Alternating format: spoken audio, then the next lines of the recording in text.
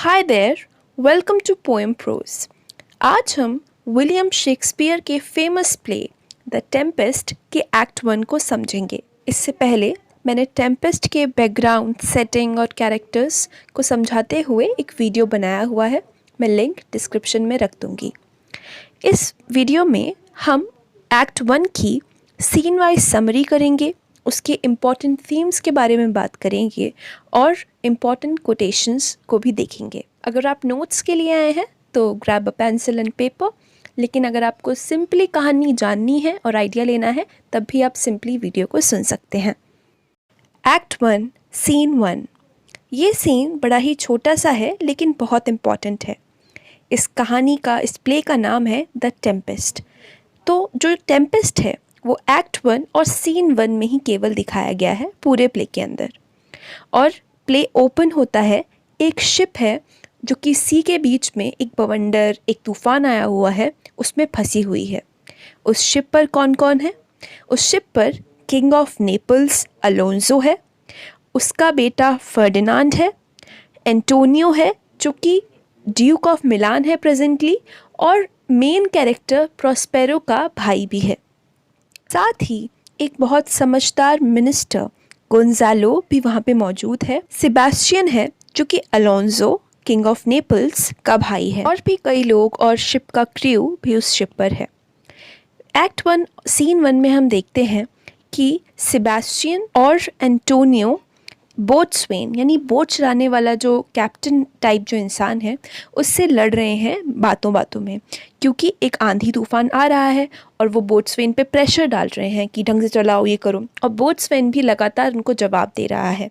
गोंज़ेलो बोट्सवेन को देखकर सोचता है कि जैसे इसकी बातें हैं, ये लगातार जवाब दिए जा रहा है इतने बड़े लोगों को, किंग लोगों को, इसकी शक्ल तो लग रही है कि ये हैंगिंग के लिए बना हुआ है। और ये अच्छी बात है क्योंकि अगर ये फांसी पर लटकाया जाएगा दैट मीन्स ज़मीन पर लटकाया जाएगा और यहाँ पर यानी हम नहीं डूबेंगे। तो ऐसा ही हो, ऐसा गोंज़ेलो सोचता है। शिप बहुत कोशिशों के बावजूद नहीं बच पाती और टुकड़ों में डिवाइड होने लग जाती है, टूटने फूटने लग जाती है, और कहीं ना कहीं सब लोग अपना दिमाग बना लेते हैं कि वो मरने वाले हैं। ये तूफ़ान आपको देखने और सुनने में लग सकता है कि नेचुरल डिज़ास्टर है, लेकिन यहीं से पूरी स्टोरी शुरू होती है।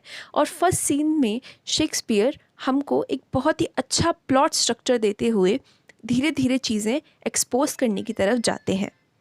Act 1 scene 2। ये सीन बहुत इम्पॉर्टेंट है क्योंकि इसमें 3 बहुत इम्पॉर्टेंट चीज़ें होती हैं।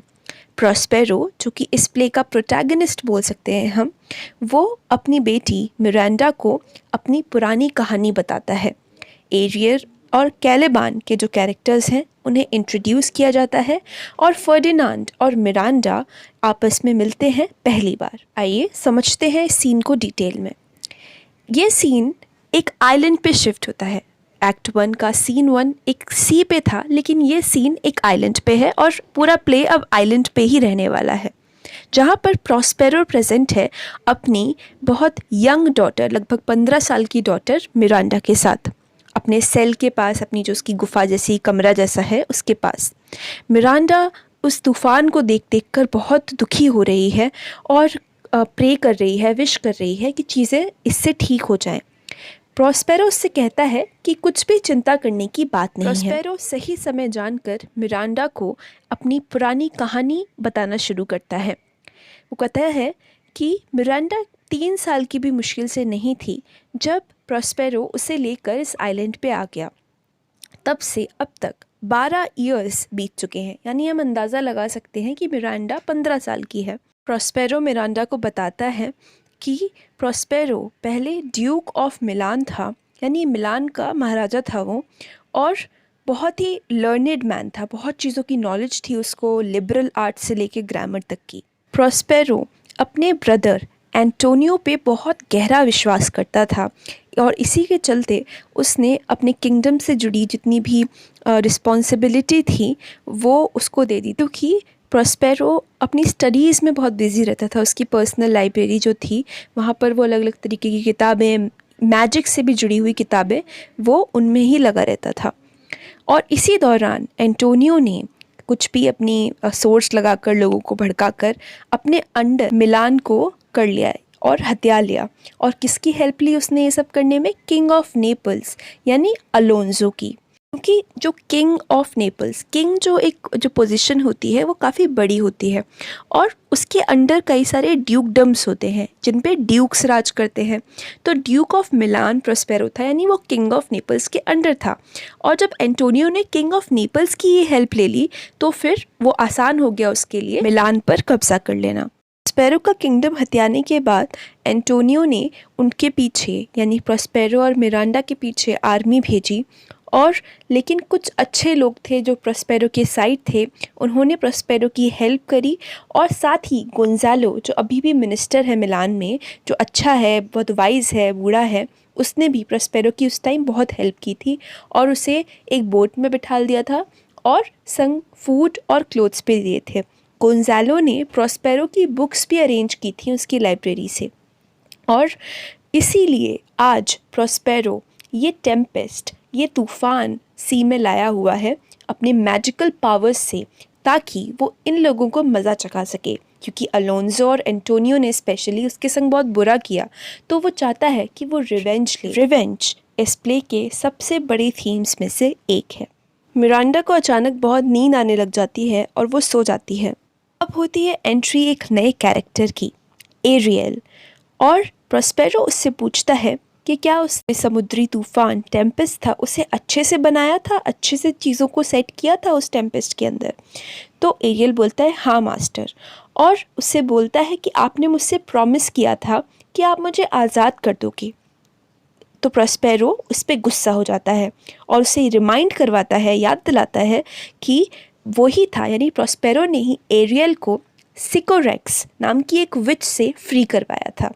अब आप सोच रहे होंगे कि ये लोग कौन है, एरियल कौन है, वो क्यों प्रोस्पेरो की बात मान रहा है, और ये सिकोरेक्स कौन है? कुछ स्टोरी के साथ ही कैरेक्टर्स को बताऊंगी ताकि आपका इंटरेस्ट स्टोरी में बना रहे। सिकोरेक्स एक विच थी जो कि अल्जियर्स या अर्जियर्स, प्ले में इसको अर्जियर्स स्पेल किया गया है, से थी। अल्जियर्स क्या है? अल्जीरिया की राजधानी, यानी अल्जीरिया एक देश है, वहाँ से वो थी। और अल्जीरिया कहाँ है? वो नॉर्थ अफ्रीका में है। तो सिकोरेक्स जो है वो एक अफ्रीकन डिसेंट की विच थी, वो अफ्रीकन सिटीज़न थी कभी। तो यहाँ पर आप कॉन्ट्रास्ट देखिए, प्रोस्पेरो इटालियन है, मिलान से वो बिलोंग करता है, इटली के आसपास से, और उसकी वाइट स्किन होगी। और जो सिकोरेक्स है वो अफ्रीकन है, क्योंकि वो एक विच थी, जादूगरनी थी, और बड़े ही मतलब भयानक किस्म के वो एक्सपेरिमेंट्स करती थी जादू के साथ। इसलिए उसे अल्जीरिया से भगा दिया गया था, अल्जियर्स से भगा दिया गया था, और कुछ सेलर्स जो थे उसे इसी आइलैंड पे छोड़कर चले गए थे। और आप बोलेंगे कि अगर वो इतनी ही भयानक थी तो उसे मारा क्यों नहीं? क्योंकि सिकोरेक्स के पास एक बच्चा भी था, उसका बच्चा भी था, उसे उस पर दया खाकर लोगों ने सिकोरेक्स को और उसके बच्चे को इस आइलैंड पर छोड़ दिया था। साथ में ही सिकोरेक्स का सर्वेंट एरियल भी आ गया था, और एरियल एक स्पिरिट है।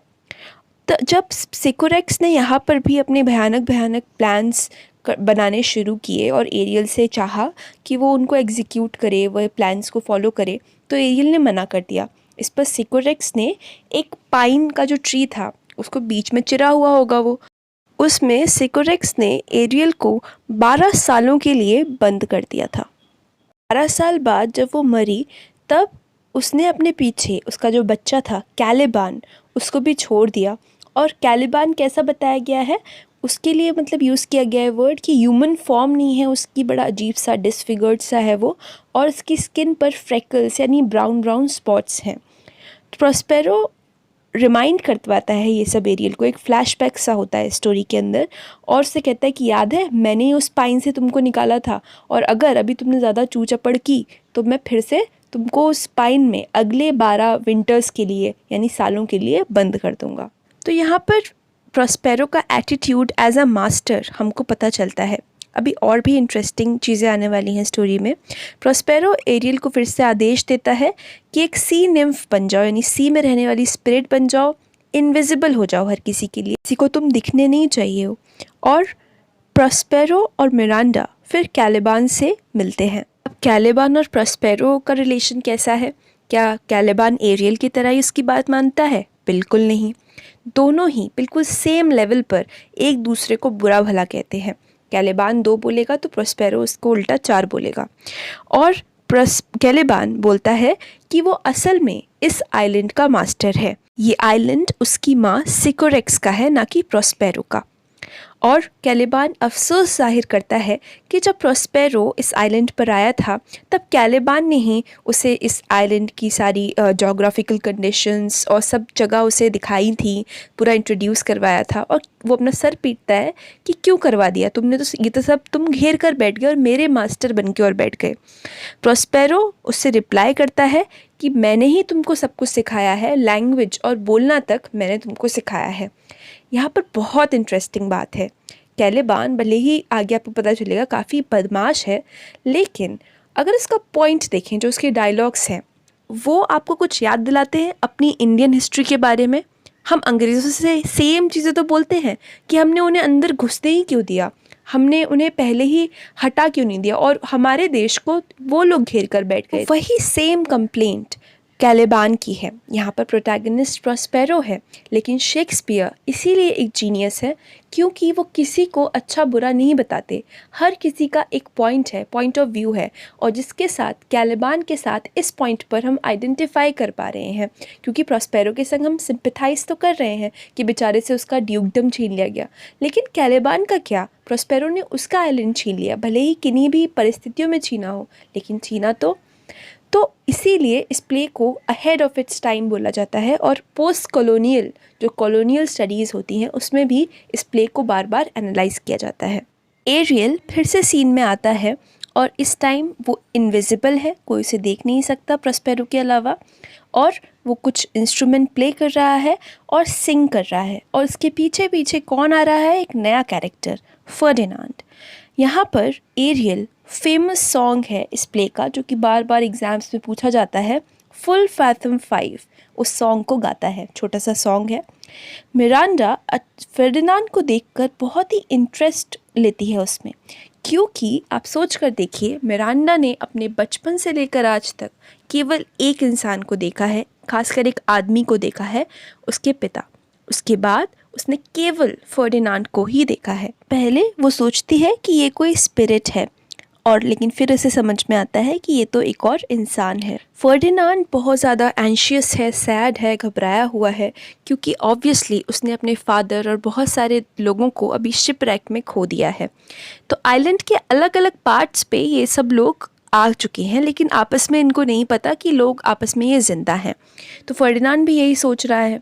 मिरांडा और फर्डिनांड एक दूसरे को देखते हैं और तुरंत उनके बीच में एक अट्रैक्शन पैदा होता है, और फर्डिनांड तो उसे नेपल्स की क्वीन बनाने की भी बात करने लग जाता है। स्पैरो चाहता तो यही है कि इन दोनों के बीच में इंटरेक्शन बढ़ी, लेकिन दिखाता ऐसा है कि बहुत गुस्से में है और वो फर्डिनांड को बिल्कुल पसंद नहीं कर रहा।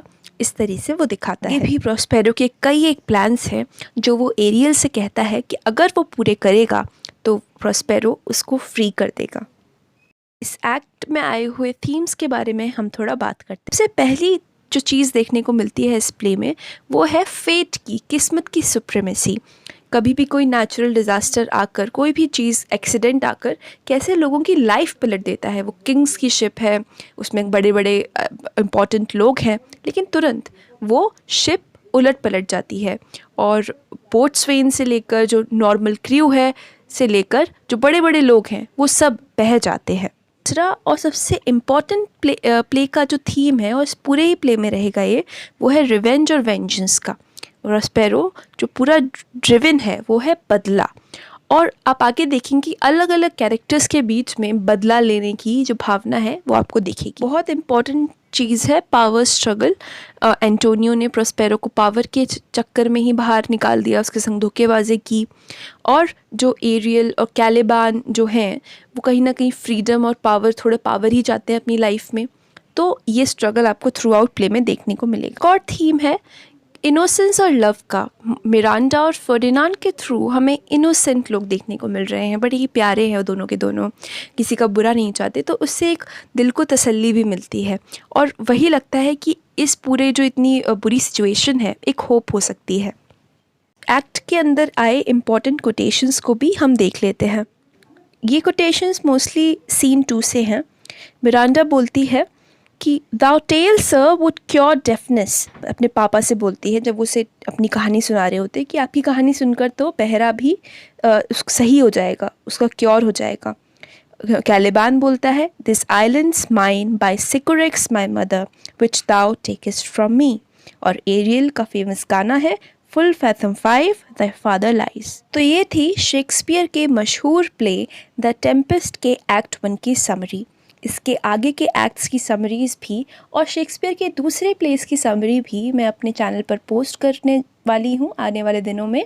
चैनल को सब्सक्राइब करें ताकि आप उसके टच में रह सकें, और जो भी रिलेटेड वीडियोस होंगे वो उनका लिंक आपको डिस्क्रिप्शन में मिल जाएगा।